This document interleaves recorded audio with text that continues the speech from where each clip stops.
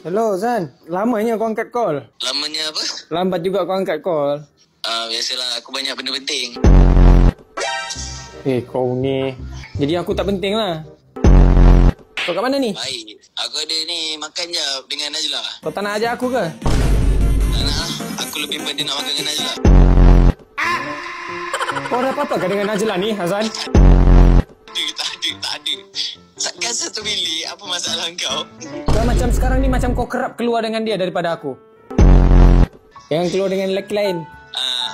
Kau kena risau aku keluar dengan perempuan tau. Kau jangan tengok-tengok Arzan, ha? Jangan tengok lain. Dia tengok-tengok awak. Dia tengok mana mata dia. Awak ni jealous agak-agak lah. Macam mana aku nak handle ni DM request aku lepas ni? Mesti dah macam minta nombor. Kau jangan layan pula. Aku ada dekat sini. Awak tak boleh? Alah bagi ke.